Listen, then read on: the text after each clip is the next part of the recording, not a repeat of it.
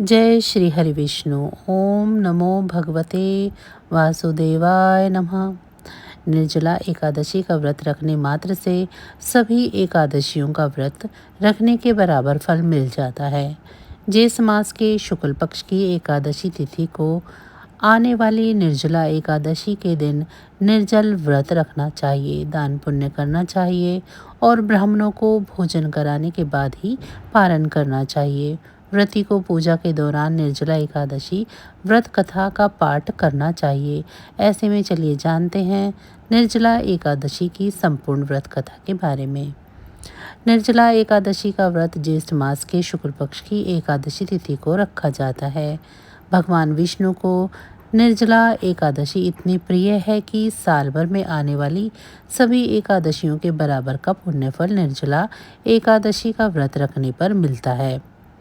जो भी भक्त पूरे विधि विधान के साथ निर्जला एकादशी का व्रत रखते हैं और निर्जला एकादशी का व्रत कथा का पाठ करते हैं, उन्हें वैकुंठ लोक में जगह मिलती है।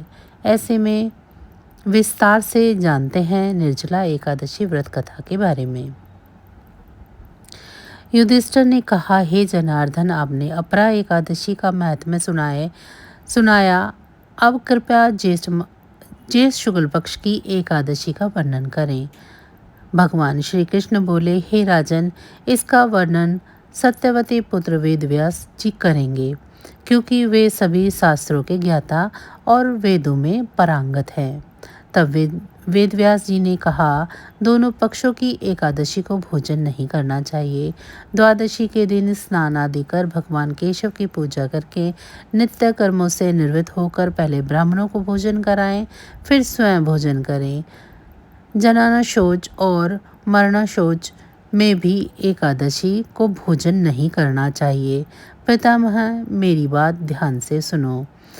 राजा युधिष्ठिर, माता कुंती, द्रौपदी, अर्जुन, नकुल और सहदेव ये सभी एकादशी को उपवास करते हैं और मुझसे भी कहते हैं, भीमसेन, तुम भी व्रत करो। मैं उनसे कहता हूँ, मुझे भूख सहन नहीं होती है। यह सुनकर वेदव्यास जी ने कहा, यदि तुम्हें स्वर्ग प्राप्त करना है और नरक से बचना है तो दोनों एकादशी का उपवास करो। भीमसेन बोले, हे महाबुद्धिमान पितामह, मैं सत्य कहता हूँ कि एक बार भोजन करके भी उपवास करना मेरे लिए कठिन है। फिर बिना खाए कैसे रह सकता हूँ। मेरे पेट में वक्र नाम का अग्नि सदैव जलती रहती है, जो बहुत भोजन करने पर ही शांत होती है। इसीलिए हे महामुनि, मैं वर्ष भर में केवल एक बार उपवास कर सकता हूँ। कृपया ऐसा कोई एक व्रत बताए जिससे स्वर्ग प्राप्त हो और कल्याण हो सके। मैं उसका विधि पूर्वक पालन करूँगा। वेदव्यास जी ने कहा, भीम, जिस मास के में जब सूर्य वृषभ या मिथुन राशि में रहते हैं, उस समय जो एकादशी आती है उसका यम नियम से और निर्जल उपवास करो। केवल कुल्ला या आचमन के लिए ही जल ग्रहण किया जा सकता है। इसके अतिरिक्त किसी भी प्रकार का जल विद्वान पुरुष को मुख में नहीं लेना चाहिए, अन्यथा व्रत भंग हो जाता है। एकादशी को सूर्य उदय से लेकर अगले दिन के सूर्य उदय तक मनुष्य को जल का भी त्याग करना चाहिए, तभी यह व्रत पूर्ण होता है। द्वादशी को प्रातः स्नान करके विधि पूर्वक ब्राह्मणों को जल और स्वर्ण का दान करना चाहिए। इसके पश्चात जितेंद्रिय पुरुष ब्राह्मणों के साथ स्वयं भोजन करे। वर्ष भर में जितनी भी एकादशियां आती हैं, उनका जो पुण्य फल प्राप्त होता है वह सब केवल एक निर्जला एकादशी के व्रत से प्राप्त हो जाता है। इसमें तनिक भी संदेह नहीं है। शंख, चक्र और गदा धारण करने वाले भगवान केशव ने स्वयं मुझसे कहा था कि यदि कोई मनुष्य सभी बातों को छोड़कर केवल मेरी शरण में आ जाए और एकादशी को निराहार रहे तो वह सब पापों से मुक्त हो जाता है। एकादशी का व्रत करने वाले के पास कभी भी विशालकाय, विकराल आकृति वाले काले रंग के दंड और पाश धारण करने वाले यमदूत नहीं आते हैं।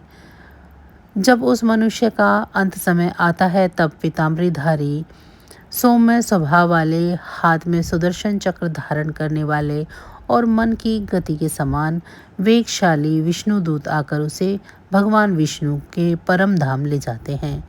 इसीलिए मनुष्य को निर्जला एकादशी को पूर्ण श्रद्धा और विधि पूर्वक उपवास करना चाहिए। तुम भी यज और श्री हरि की पूजा के साथ यह व्रत करो, जिससे सभी पापों को शांति मिल सके। चाहे स्त्री हो या पुरुष, यदि उसने मेरु पर्वत के बराबर भी महान पाप किया हो, तो भी यह वह एकादशी है जिसके प्रभाव से भस्म हो जाते हैं। जो मनुष्य इस दिन जल के नियम का पालन करता है, वह पुण्य का भागी होता है। उसे एक पहर में करोड़ों स्वर्ण मुद्राएं दान करने के बराबर फल प्राप्त होता है। निर्जल एकादशी के दिन जो भी स्नान, दान, जप, होम आदि किया जाता है, वह सब अक्षय फल देता है। यह स्वयं भगवान श्री कृष्ण का वचन है। इस व्रत को विधि पूर्वक करने से मनुष्य वैष्णव पद को प्राप्त करता है।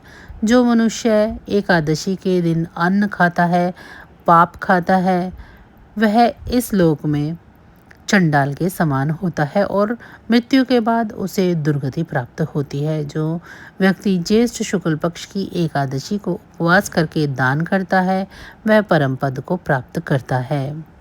जो एकादशी का व्रत करते हैं, वे ब्रह्म हत्या, शराब पीना, चोरी करना और गुरु का अपमान करने जैसे महापापों से भी मुक्त हो जाते हैं। हे कुंती पुत्र, निर्जला एकादशी के दिन श्रद्धालु स्त्री पुरुषों के लिए जो विशेष दान और कर्तव्य बताए गए हैं, उन्हें सुनो। उस दिन जल में शयन करने वाले भगवान विष्णु की पूजा करनी चाहिए और जलमयी धेनुका का दान करना चाहिए।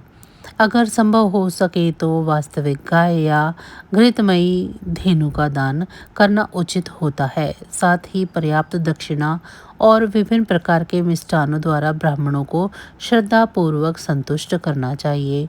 ऐसा करने से ब्राह्मण अवश्य प्रसन्न होते हैं और उनके प्रसन्न होने पर भगवान श्री हरि मोक्ष प्रदान करते हैं। जो लोग शम, दम और दान से प्रवृत्त होकर श्री हरि की पूजा करते हैं और रात्रि में जागरण के साथ यह व्रत करते हैं, वे अपनी 100 पीढ़ियों को और आने वाली 100 पीढ़ियों को भगवान वासुदेव के धाम में पहुंचा देते हैं।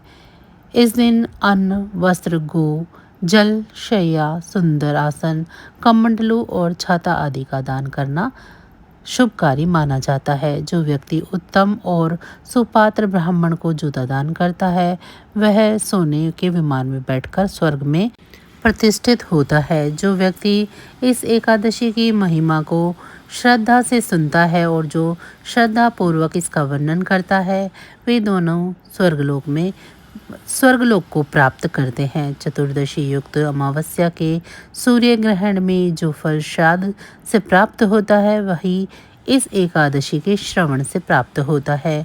सुबह दंड धावन करके यह संकल्प लेना चाहिए कि मैं भगवान केशव की प्रसन्नता के लिए एकादशी को निराहार रहूंगा या रहूंगी और आचमन के अतिरिक्त अन्य किसी प्रकार का जल ग्रहण नहीं करूंगी या करूंगा। द्वादशी के दिन भगवान विष्णु की गंध, धूप, पुष्प और वस्त्रों से विधि पूर्वक पूजा कर जल का कलश दान करते हुए मंत्रों उच्चार के साथ संकल्प करें। देव देव हर्षिकेश संसाराणावतारक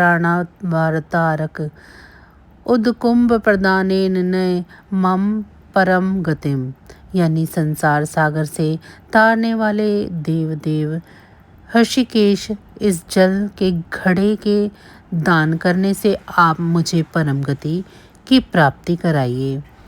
भीमसेन जी इस मास में शुक्ल पक्ष की जो शुभ एकादशी आती है, उसे निर्जला एकादशी कहते हैं और उसका व्रत करना चाहिए और उस दिन शेष ब्राह्मणों को शक्कर के साथ जल के घड़े का दान करना चाहिए। ऐसा करने से मनुष्य भगवान विष्णु के करीब पहुंचकर सुख और आनंद का अनुभव करता है। इसके बाद द्वादशी को ब्राह्मण भोजन कराने के बाद स्वयं भोजन करना चाहिए। जो इस प्रकार पूर्ण रूप से पापनाशिनी एकादशी का व्रत करता है, वह सब पापों से मुक्त हो अनामय पद को प्राप्त होता है। यह सुनकर भीमसेन ने भी इस शुभ एकादशी का व्रत आरंभ किया। तब से यह लोक में पांडव एकादशी के नाम से विख्यात हुई।